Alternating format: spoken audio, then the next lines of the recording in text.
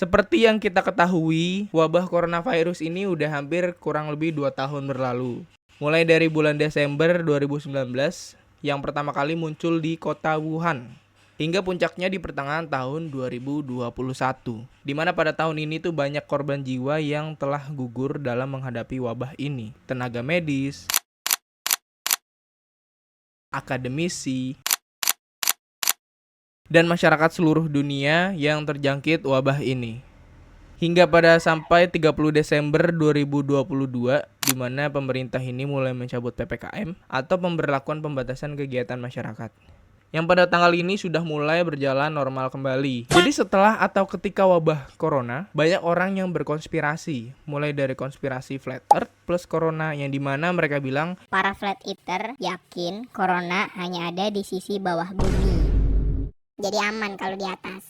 yang akan kita bahas kali ini yaitu konspirasi bahwa corona sudah diprediksi atau disetting sejak jauh-jauh hari sebelum puncaknya atau sebelum munculnya corona itu sendiri.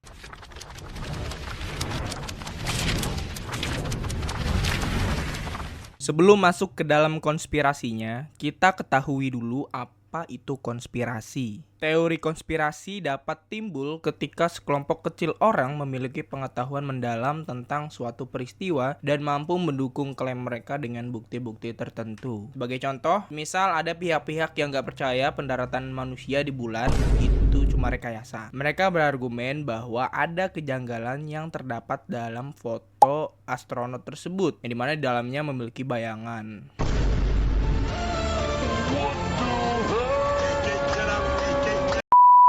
Yang kedua, teori konspirasi juga bisa muncul dari prediksi atau intuisi, di mana pihak-pihak yang terlibat itu masih dalam tahap pengumpulan data dan belum punya bukti yang kuat. Contohnya, teori tentang kemungkinan keberadaan kehidupan alien yang mencampuri perkembangan teknologi manusia.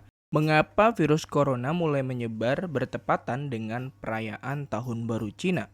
Pada perayaan ini terdapat tradisi bagi masyarakat Cina untuk berkumpul bersama keluarga di kampung halaman, serupa dengan tradisi umat Islam saat Idul Fitri atau umat Kristiani pada hari raya mereka. Momen tersebut menjadi waktu bagi para perantau untuk kembali ke rumah, bertemu keluarga, berbagi kebahagiaan, dan mempererat hubungan. Setelahnya, mereka kembali ke tempat tinggal masing-masing untuk melanjutkan aktivitas. Mobilitas penduduk yang sangat tinggi selama perayaan ini menjadi salah satu karakteristik utamanya.